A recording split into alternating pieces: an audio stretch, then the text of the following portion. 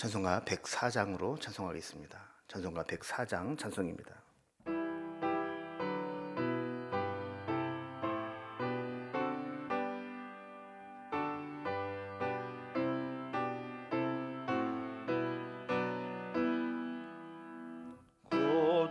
고도소서 임마누엘 오 구하소서 이스라엘 그 포로 생활 고달파 메시아 기다립니다. 기뻐하라 이스라엘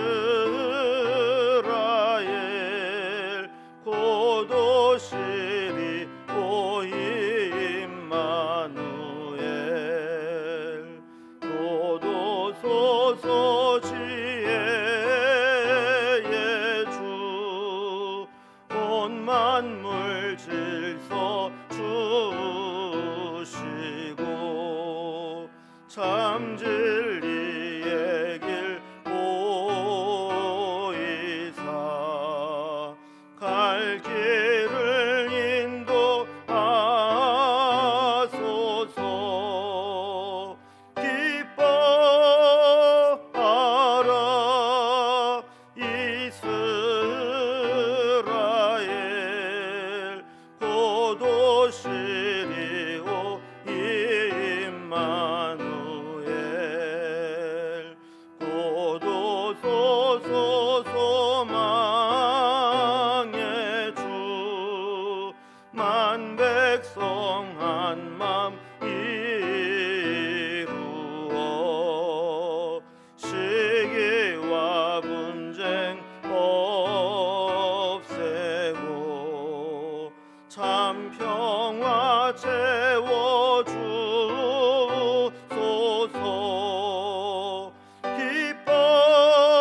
기뻐하라 이스라엘 고도시리 오 임마누엘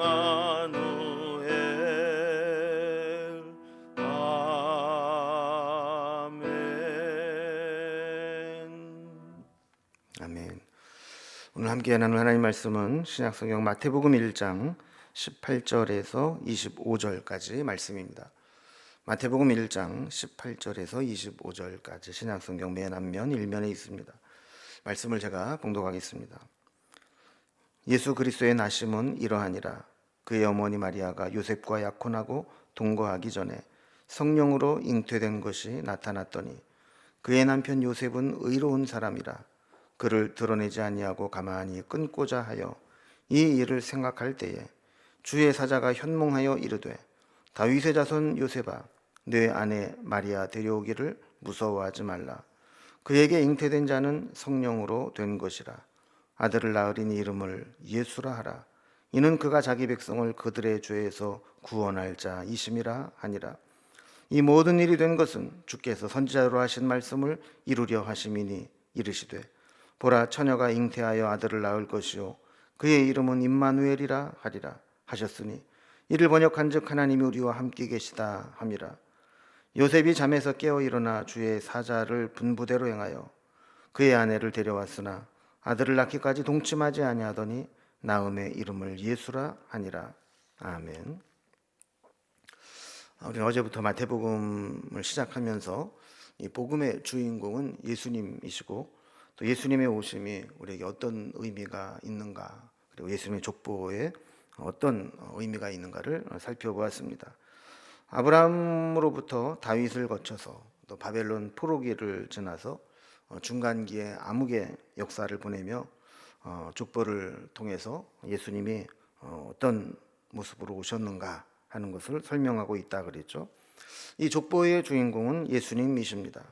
오늘 본문은 예수님의 태어나심에 대한 구체적인 정황을 알려줍니다. 그래서 족보가 어떻게 보면 예고편이라면 이제 실제로 예수님이 이 땅에 태어나시면서부터 예수님의 복음이 시작되고 있는 것이죠. 예수님의 태어나신 정황을 보면 왜 예수님이 우리의 구원자가 되시는지 또 그런 상황으로 오시는지를 알게 됩니다. 오늘 본문의 단락별로 구절을 좀 살펴보면 먼저 18절에서 21절까지는 예수님께서 어떠한 모습으로 태어나게 되셨는가 하는 것이고, 또 22절과 23절은 그렇게 예수님이 태어나심은 예언의 성취로, 구약의 예언의 성취로 이루어진 것이다 라는 설명을 하고, 24절과 25절은 이 과정에서 마리아만 순종한 것이 아니고 요셉의 결단과 순종이 있었기 때문에 예수님이 탄생하게 되었다라는 요셉의 순종을 우리에게 가르쳐주고 있습니다. 이제 단락별로 오늘 본문을 좀 살펴보려고 합니다. 먼저 첫 번째 단락입니다.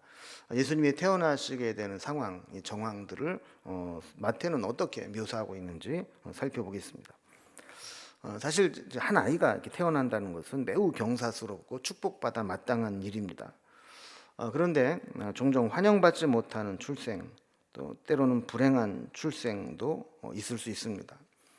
예수님의 탄생은 겉으로 드러난 상황만 보면 매우 위험하고 또 마냥 기뻐할 수만은 없는 환영받지 못하는 당황스러운 임신과 출생이었습니다.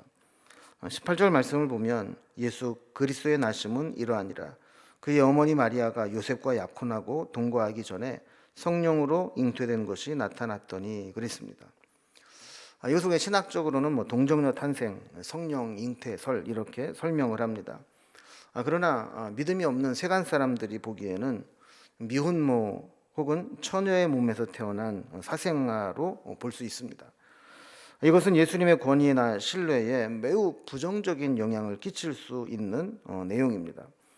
유대인들에게 혈통이나 가문은 무엇보다 중요하게 여기는 것들인데 인간적인 눈으로 보면 이것이 분명하지가 않습니다. 그래서 이 말씀을 곧이곧대로 받아들인다면 예수님의 권위나 예수님의 메시아라는 것을 받아들이는 데 있어서 아주 심한 거부감을 줄 수도 있는 그런 내용입니다. 그러나 성경은 또 마태는 이러한 내용을 조금 더 숨기려고 하거나 포장하려고 하지 않습니다. 예수님의 출생은 죄인인 인간의 씨로 태어난 것이 아니라는 것을 나타내기 위함이었죠. 그래서 흠 없는 하나님의 씨로 태어났다라고 하는 것을 강조하고, 그래야 그분이 우리를 위해 대신 죽어주시고 우리를 구원할 수 있는 분이라는 사실을 강조하게 되는 겁니다. 예수님의 특별한 출생의 증인은 아이러니하게도 마리아의 약혼자 요셉이었습니다. 19절을 보면 그의 남편 요셉은 의로운 사람이라 그를 드러내지 아니하고 가만히 끊고자 하여 그랬습니다. 요셉의 전체적인 성품을 보면 마리아를 무척 사랑하고 성품도 매우 젠틀한 사람이었습니다. 자기 약혼자가 자기와 상관없는 아이를 임신했다면 사실 남자로서는 이제 치욕적이고 참기 힘든 일이죠. 그러나 요셉은 의로운 사람이었다 그럽니다.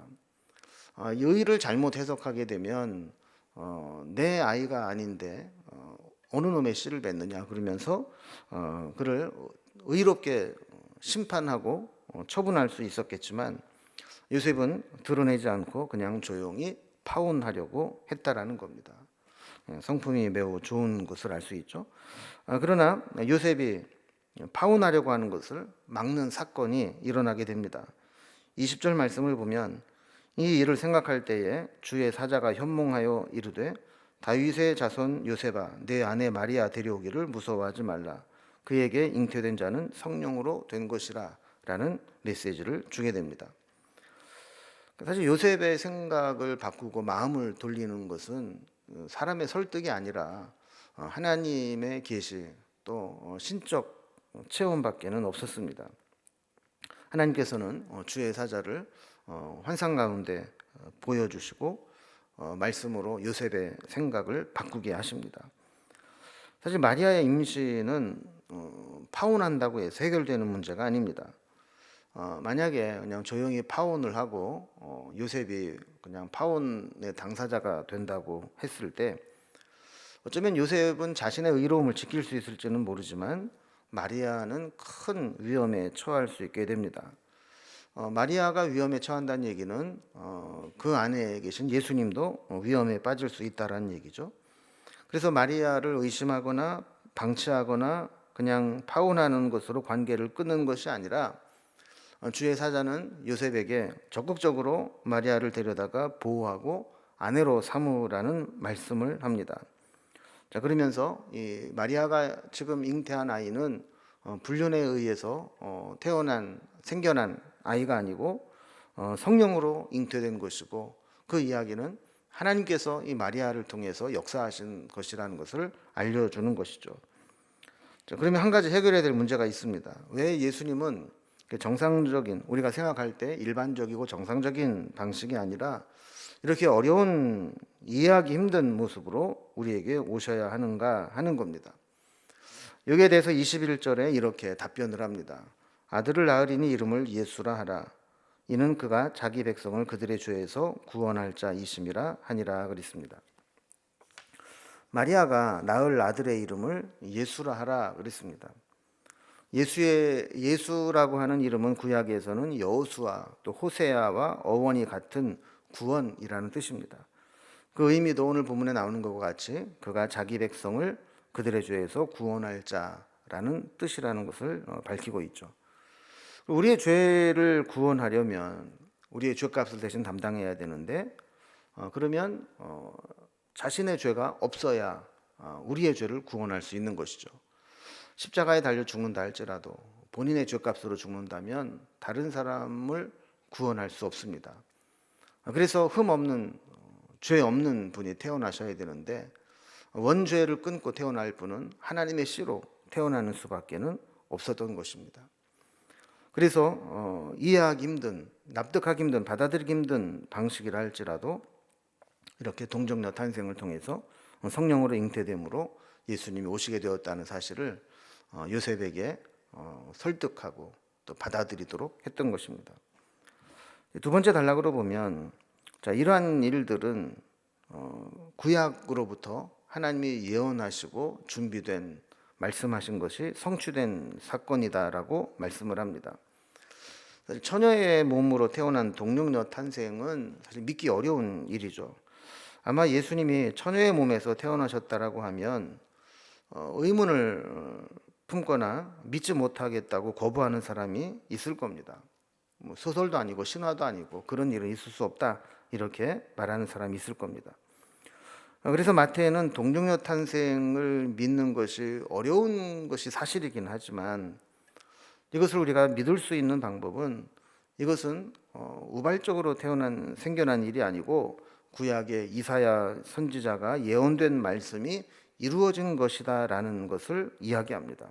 그래서 22절에 보면 이 모든 일이 된 것은 주께서 선지자로 하신 말씀을 이루려 하심이니 그랬죠.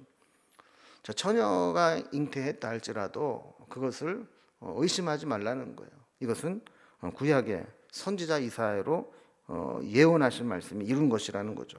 그래서 23절을 보면 보라, 처녀가 잉태하여 아들을 낳을 것이요 그의 이름은 임마누엘이라 하리라 하셨으니 이를 번역한즉 하나님이 우리와 함께 계시다 함이라 그랬습니다. 이 말씀은 이사야서 7장 14절 말씀의 성취입니다. 거의 내용이 같습니다. 아이를 낳을 수 없는 여인이 잉태하여 아들을 낳는 것을 보게 되면 하나님이 우리와 함께 하심을 알게 될 것이다 라는 메시지죠. 그래서 예수님의 이름은 죄에서 구원하신다는 예수라는 이름 외에도 우리 가운데 오셔서 우리와 함께 계시는 임마누엘이라는 이름도 갖게 되는 겁니다. 그래서 처녀가 잉태하여 아들을 낳았다, 이 이야기는 하나님이 우리와 함께 하신다는 증표다, 이렇게 이야기를 한 거죠. 오늘 본문에 보면 예수님의 이름이 두 가지가 나오죠. 예수와 임마누엘. 이 두 개의 이름이 예수님과 복음의 핵심입니다. 예수님이 오심으로 우리에게는 죄의 심판과 멸망에서 구원을 얻게 되고, 예수님의 오심으로 하나님이 친히 우리와 함께 계시는 사건이 이루어지는 것입니다. 예수님을 믿으면 하나님과 동행하게 되고 하나님의 구원을 얻게 되는 것, 이것이 복음의 핵심인 것이죠. 자, 그러면 이러한 사실이 요셉에게 알려졌을 때 요셉은 어떻게 했는가? 세 번째 단락을 보면 요셉이 순종함으로 이 사실을 받아들이고 그로 인해서 예수님이 탄생하시게 되었다라는 겁니다. 자, 이제 마리아는 임신을 했습니다. 그리고 이 사실이 요셉에게 알려졌습니다. 그리고 이것은 구약을 성취하는 사건이라는 것도 알게 되었습니다. 이제 남은 것은 요셉의 선택이었습니다. 조용히 파혼하려고 했던 요셉에게 주의 사자가 나타나서 약혼녀 마리아에게 태어날 이에 대해서 이야기를 들려주었습니다. 요셉은 놀랍게도 믿음으로 반응했습니다. 요셉의 순종은 세 가지로 나타납니다. 즉시 마리아를 아내로 데려온 것과 또 아이를 낳을 때까지 마리아와 동침하지 않은 것, 그리고 아이를 낳고 주의 사자가 분부한 대로 이름을 예수라 한 것. 이 세 가지 순종을 완벽하게 함으로 예수님이 이 땅에 우리를 구원하실 분으로 오시게 협력했던 것이죠.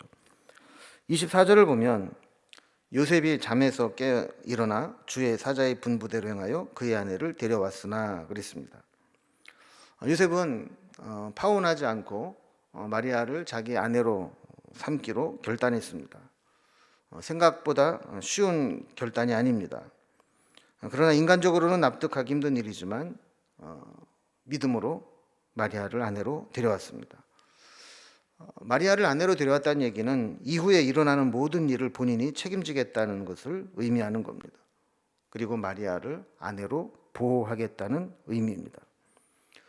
요셉은 어떤 이런 현실을 이해하려고 하지 않고 하나님 말씀하실 때 무조건 믿음으로 받아들이고 순종하는 것을 택했습니다.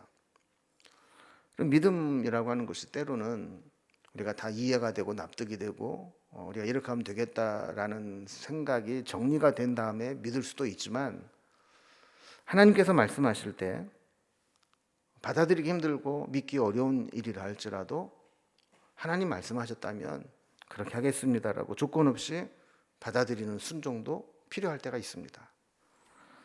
요셉과 같이 우리에게도 그런 결단, 그런 믿음의 순종이 있으면 좋겠습니다. 두 번째로 요셉의 순종은 25절 앞부분에 있는 말씀과 같이 아들을 낳기까지 동침하지 아니하더니 그랬습니다. 요셉은 약혼자 마리아가 낳을 이 아이가 어떤 존재인지를 알았습니다. 하나님께서 이 아이를 통해서 심지어 동정녀 탄생을 통해 성령으로 잉태하게 하심으로 인해서 온 인류를 구원할 자가 된다는 것을 알았습니다. 행여라도 나중에 오해가 생기지 않도록 요셉은 동침하지 않았던 겁니다. 이 말은 마리아가 출산한 아이는 자신과는 아무 상관이 없는 하나님의 씨로 하나님이 잉태하게 한 아이임을 끝까지 지키고 증명하기 위해서 자신의 삶을 그렇게 지켰던 것입니다. 여러분, 우리도 살다 보면 수많은 욕심과 욕망, 정욕에 따라서 우리의 원칙과 또 신앙이 흔들리거나 또 무너질 수 있습니다. 그러나 요셉은 하나님께서 약혼녀 마리아를 통해서 이루실 그 일들을 생각하면서 그것의 증인이 될 수 있도록, 나중에 오해가 생기지 않도록 끝까지 그 사실을 지켰던 것들을 보게 되죠. 마지막 세 번째로 아이가 태어났을 때 요셉은 주의 사자가 일러준 대로 이름을 짓습니다. 25절 뒷부분에 보면 나음의 이름을 예수라 하니라 그랬습니다.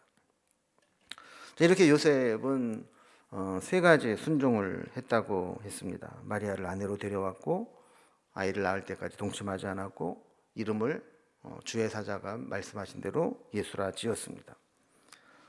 근데 마리아의 순종도 사실은 대단한 일이죠. 처녀의 몸에 아이가 잉태할 것이라는 천사로부터 수태고지를 받았을 때 계집종연이 말씀대로 이루어지다 하고 수용하는 것도 사실 보통 믿음은 아닙니다. 근데 요셉의 순종도 묵상을 해보면서 보니까 보통 믿음이 아닙니다.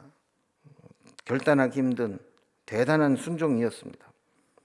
이렇게 믿음과 순종의 사람 마리아와 요셉을 통해서 예수님은 우리에게로 오시게 된 겁니다. 오늘 이 예수님의 출생하는 과정들을 통해서 이 두 사람, 특별히 마리아와 이 요셉 그들의 믿음과 순종을 우리도 본받았으면 좋겠습니다. 이런 순종이 있는 곳에 하나님의 역사가 나타나게 되고 하나님의 아들이 임하게 되는 겁니다. 또한 예수님의 이름의 의미를 우리가 다시 붙잡고 한 해 동안 살았으면 좋겠습니다. 구원이라는 의미의 예수, 그리고 하나님이 우리와 함께 하심의 의미의 임마누엘. 우리 주님은 우리의 모든 죄악과 질병과 아픔과 상처로부터 우리를 구원하시는 분이고, 뿐만 아니라 어떤 곳에 있든지 언제나 우리와 함께 하시는 임마누엘의 하나님이라는 사실을 우리가 꼭 기억해야 될 줄로 믿습니다. 그래서 한 해 동안 살아가면서 구원자 예수님, 함께 하시는 임마누엘, 이 예수님의 두 이름이 우리를 지켜주고 우리와 끝까지 함께하고 동행하는 한 해가 될 수 있기를 주님의 이름으로 기원합니다. 기도하겠습니다. 하나님 아버지, 예수님께서 이 땅에 오실 때 믿음의 여인 마리아와 또 순종하는 사람 요셉을 통해서 예수님 우리 가운데 오시게 된 것을 살펴보게 되었습니다. 이렇게 믿음과 순종이 있는 곳에 하나님의 임재가 임하고 하나님의 역사가 이루어지는 것을 보게 됩니다. 우리에게도 마리아와 요셉과 같은 믿음과 순종의 모습이 있게 하여 주시고, 또한 예수님의 이름을 묵상합니다. 우리를 구원하신 예수님, 우리와 함께 하시는 임마누엘, 그 주님의 이름이 우리와 함께 할 수 있도록 늘 모셔드리며 살아갈 수 있게 하시고, 주님의 이름을 높여드리고 찬송하며 주님과 동행하는 한 해가 될 수 있도록 인도해 주시옵소서. 우리의 구원과 동행의 은혜를 베풀어 주시는 예수님의 이름으로 기도드리옵나이다. 아멘. 각자의 기도 제목들로 자유롭게 기도하시겠습니다.